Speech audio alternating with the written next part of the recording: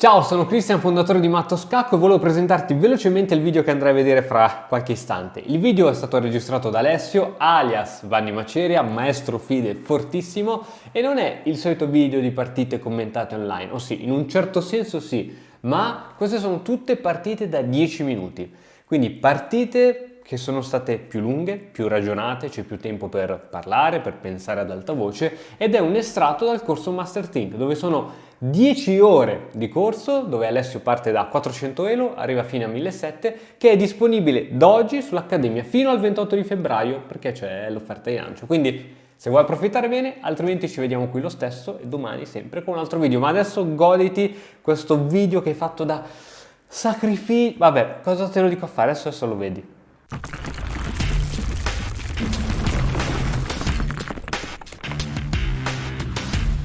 Andiamo avanti con la scalata. Ok, un'altra scandinava. Come sappiamo, mangeremo e poi guadagneremo dei tempi con cavallo C3. Ok, questa è una possibilità secondaria molto interessante. Anche l'ho giocata col nero questa apertura. E si ripropone di mangiare invece classicamente di donna in D5. Si propone di mangiare in D5 col cavallo, centralizzando il cavallo. L'idea è che difendere con il pedone C4 non è proprio l'ideale perché il nero avrebbe a disposizione sia C6 che E6 che sono gambetti molto molto promettenti. Infatti vediamo ad esempio C4, C6, io mangio guadagnando un pedone, cavallo per, e il nero è già estremamente sviluppato e questo pedone in C4 è un po', diciamo, mal piazzato sicuramente. Ok, la mossa naturale secondo me qua dovrebbe essere cavallo C3. E sviluppa un pezzo e sulla presa di cavallo usciremo con questo alfiere. Ok, lui ha giocato comunque il gambetto, però ora la situazione è un po' diversa perché invece che avere il pedone in C4 ce l'ho in C2 che non ha creato nessuna debolezza e non sono neanche in ritardo di sviluppo, quindi è più difficile credere che qua ci sia un compenso sufficiente per il pedone. Ok, alfiere G4, possiamo giocare tranquillamente alfiere 2, eludendo questa fastidiosa inchiodatura, e 6 al rocco. Abbiamo finito lo sviluppo, abbiamo un pedone in più, e ok, il nero ha un po' di compenso perché ha un bel gioco, comunque non ha nessun problema a sviluppare i suoi pezzi, arroccherà molto velocemente e ha queste due belle colonne aperte, però non credo sia sufficiente per compensare la scomparsa di un pedone, insomma. Ok, e qua c'è da valutare D4, che potrebbe reggere tatticamente, infatti su cavallo per D4, cavallo per D4, a questo punto noi stiamo attaccando anche l'alfiere di scoperta. E se l'alfiere mangiasse il nostro alfiere in E2, ricattureremmo col cavallo che se n'è andato in D4. Cosa potrebbe succedere? Vediamo un po', calcoliamo un attimo. Ok, ad esempio su D4, cavallo per D4, probabilmente la sua mossa migliore sarebbe donna per D4, con la quale difenderebbe anche l'alfiere G4. Quindi D4 non guadagniamo niente, anzi perdiamo il pedone D. Quindi andiamo avanti con una normale mossa di sviluppo, prepariamo lo sviluppo di questo alfiere. Ok, di 3 può non sembrare il massimo, però è il nostro pedone che abbiamo in più, quindi ce lo teniamo. Alfiere 3, finiamo lo sviluppo e ora magari di 4 la stiamo minacciando. Ok, come il solito siamo in vantaggio di materiale, quindi cambiare i pezzi di certo avvantaggia noi. Proviamo a giocare cavallo di 2 con l'idea di magari cambiare anche questo cavallo in F6. Ora abbiamo messo a contatto gli alfieri. Donna per E cavallo E4 probabilmente sarà la nostra prossima mossa, se più non decide di fare qualcosa del genere. Ok, qua le due prese sono entrambe buone, mi sembra.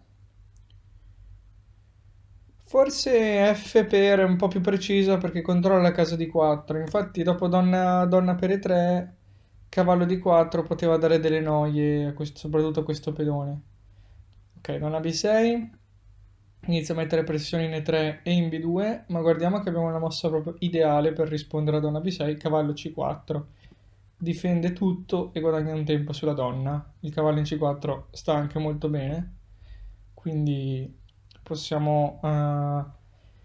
siamo abbastanza sicuri che sia la mossa migliore. Ora, che fare? Adesso che ci siamo aperti anche la colonna F, dopo F per E3, continuiamo con la nostra idea di conquistare definitivamente la colonna F, portando in gioco l'ultimo pezzo che non stava giocando. I nostri cavalli qui sono abbastanza bene anche perché per il momento non sono scacciabili perché semplicemente il pedone in B5 sarebbe in presa. H6, H6 è una mossa abbastanza inutile secondo me, quindi proseguiamo il nostro piano. Ah, ecco l'idea di H6. Portare il cavallo in questa strana casa H7. Niente, che fare? Ok, potremmo cercare di cambiare anche le donne con donna F2 e donna G3. Sicuramente lui verrà qua alla prossima mossa, quindi possiamo anche organizzarci. Innanzitutto, ad esempio con cavallo E4, potrebbe essere interessante anche perché F5 sarebbe un indebolimento abbastanza grave della sua posizione. O anche torre G3, semplicemente su cavallo G5 togliamo già l'attacco che ci farebbe la torre e magari prepariamo a scacciare il cavallo con H4. Non subito perché la torre rimarrebbe sospesa. Ok, cavallo G5 come volevasi dimostrare. Ehm, Va bene, portiamo la donna in gioco, per esempio donna H5 o donna G4. Allora, donna G4 mi piace, orco, l'ho lasciata per sbaglio. Donna G4 mi piace perché tiene la torre in G3 e quindi preparo H4. Donna H5 mi piaceva forse un po' di più perché non poteva essere scacciata. Invece così comunque mosse del genere non sono proprio impossibili. Vediamo se si indebolirà con F5 oppure giocare a cavallo H5. Cavallo E5. Cavallo E5. Potremmo reagire non istantaneamente cambiando il cavallo, che è certo una cosa possibile da fare, ma trovo che sia più preciso giocare donna F4 inchiodando e mettendo in mostra il fatto che la donna sia sospesa in C7. Attacchiamo il cavallo non si può muovere, quindi mi aspetto F6.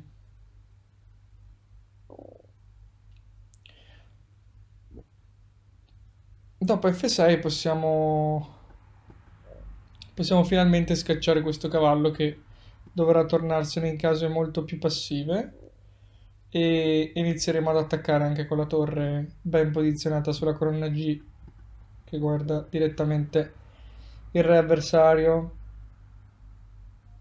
Non vedo altre mosse diverse da F6 sinceramente. Magari mi sto perdendo qualcosa. No, deve fare F6. H4. Il cavallo è ancora inchiodato, quindi non abbiamo fretta di mangiarcelo. E adesso vediamo che la torre si vede il grande lavoro che sta facendo e possiamo papparci il pedone F6 sfruttando l'inchiodatura, minacciando matto in G7. E se lui volesse difendere questo matto in G7, l'unica cosa che potrebbe effettivamente fare sarebbe spostare questo cavallo, cosa che non è possibile perché lascerebbe l'altro cavallo in presa. Infatti è quello che è successo. Donna per E5, abbiamo guadagnato un pezzo. Ora, vabbè, lui può cambiare le torri, ma no, il nostro re è abbastanza al sicuro. Ok, semplicemente se ne torna in G1. Abbiamo guadagnato un pezzo. Stiamo minacciando il cambio delle donne. E l'altro suo pezzo è anch'esso in presa. Donna F7. Cerca controgioco abbastanza disperato con donna F1, donna F2 scacco lungo questa colonna.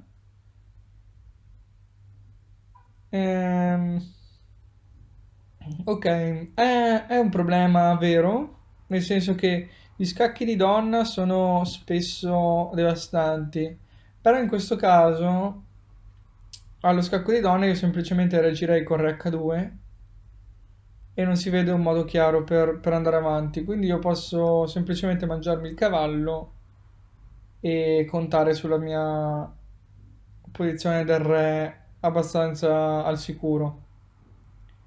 Ha bisogno di più di una mossa per vincere ora. Dovrebbe raddoppiare nella prima traversa, però ciò richiederà parecchi tempi. Ora vediamo che la posizione del bianco è decisamente più aggressiva sicuramente. E ricordiamoci soprattutto che abbiamo due cavalli in più ora.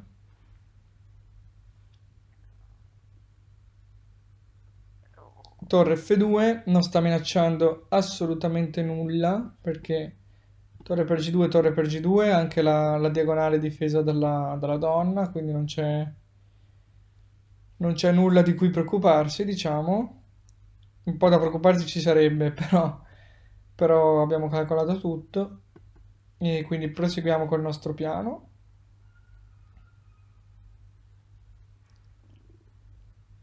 Quando lui sta attaccando con due pezzi pesanti in questo modo, dobbiamo sempre porci la domanda come dovrebbero essere messi affinché creino effettivamente un problema serio.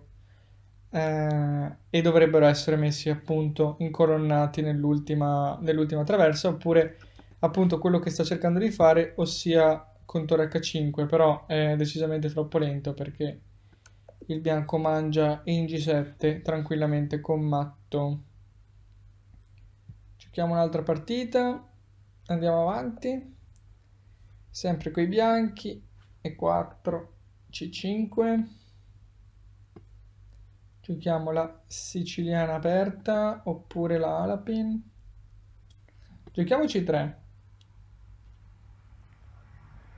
Ok, risposta strana a 6.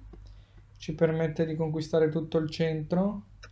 Ora vediamo la forza di questo pedone che si è portato in C3 e non ha lasciato la tipica idea del nero che è di cambiare un pedone laterale per uno centrale.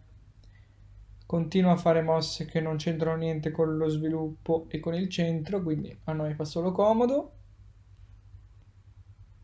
Proseguiamo con lo sviluppo dei pezzi. Ok, arrocco.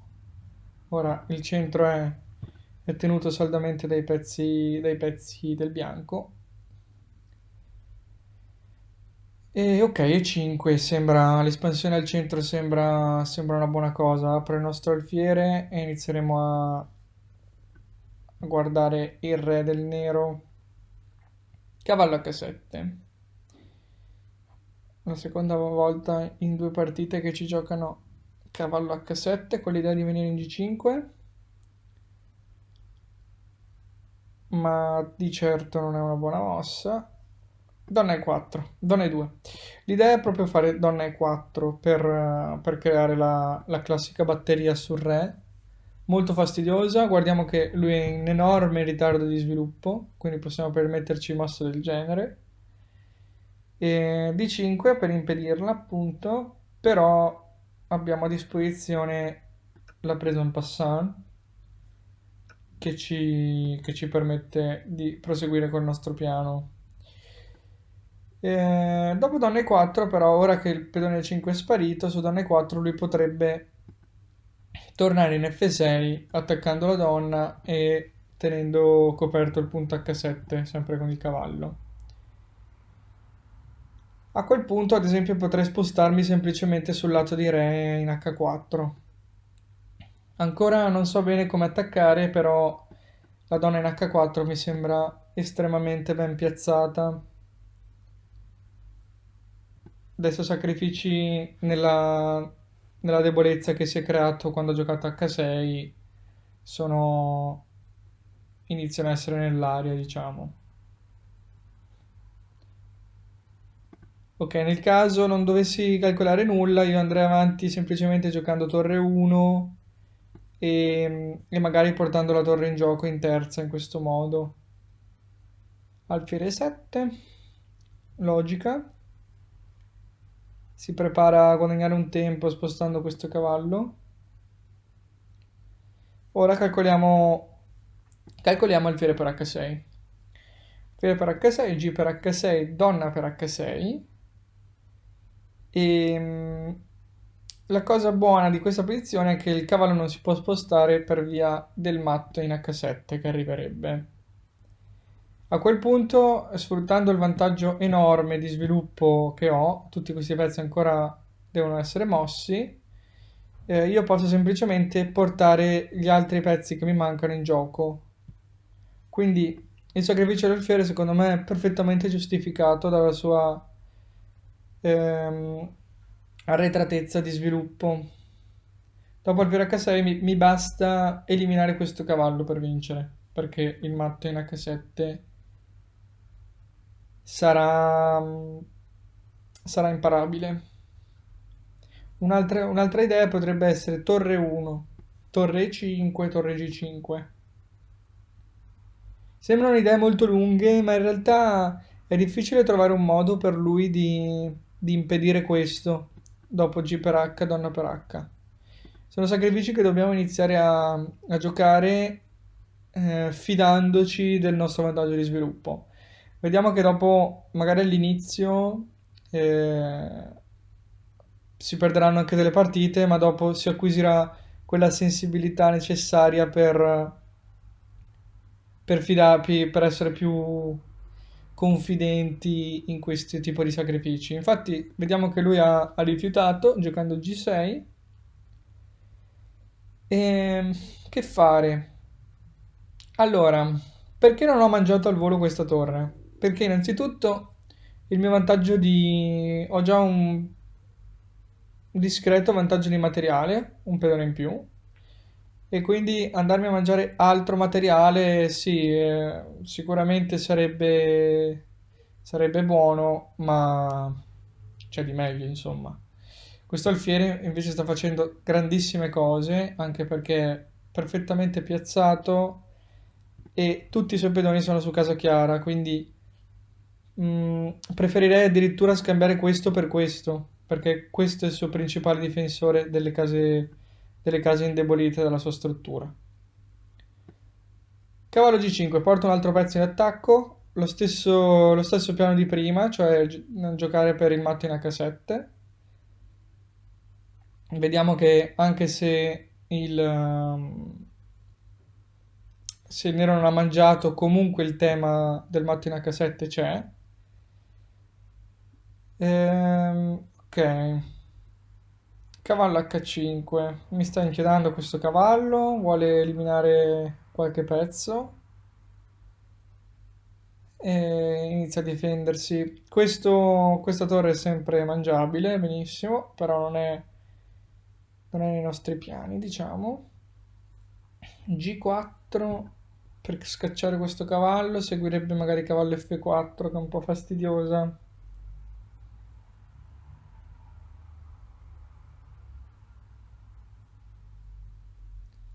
Ok, per esempio G4, cavallo F4, perché se torno indietro, ok, posso mangiare, adesso sì che posso mangiare la torre, magari, no, scherzavo.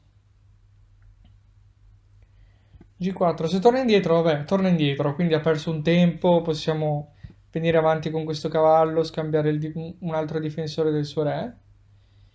Se invece viene in F4, cosa succede? Che iniziamo a intravedere i matti in H7. Adesso vediamo, la giochiamo intanto così la visualizziamo un attimo meglio. Sono abbastanza sicuro che verrà in F4. Vediamo che alfiere per ancora non ha senso perché dopo alfiere per G5 avrebbe sia la donna che il cavallo in presa. Ok, dopo cavallo F4 iniziamo a intravedere il matto in H7, cioè se non ci fosse questo alfiere ci sarebbe matto in H7. Quindi la prima cosa che mi deve venire in mente è spostiamo questo alfiere. Ma dove lo spostiamo? Se mangiamo in F8, è vero che se mangia di re seguirebbe il matto in H8, quindi va bene. Se mangiasse di alfiere sempre il matto in H7. Ma è anche vero che potrebbe mangiarmi il cavallo in G5, che nel frattempo è rimasto sospeso. E a quel punto non sarebbe più chiarissimo perché mi starebbe attaccando sia la donna che che l'alfiere in F8. Inoltre non c'è da dimenticare che abbiamo anche l'altro alfiere in presa adesso, quindi dobbiamo stare molto attenti. L'altra casa dove spostare questo alfiere è G7. Ed è una casa comunque da considerare, perché comunque noi stiamo minacciando qualcosa di devastante, cioè il matto in H7. Su alfiere G7 cosa vediamo? Che rispetto alla variante di prima, se lui mangia in G5, io ho donna H8. L'alfiere mi sta tenendo anche questa casa. Quindi è molto più forzante rispetto all'alfiere per F8. L'ultima variante che c'è da vedere su alfiere G7 è re per G7, donna H7, lo stesso. Ora però re in G7, quindi può scappare in F6. Dopodiché segue ad esempio cavallo E4, scacco, e il pedone tiene questa casa, l'altro pedone tiene questa casa, quindi lo scacco è matto. Quindi ci fidiamo e giochiamo alfiere G7, che è questa mossa molto molto, anche se vogliamo, eh, strana, però funziona. Infatti, vabbè, lui non ha visto niente di tutto ciò, però segue il matto in H8. Andiamo avanti con la prossima partita.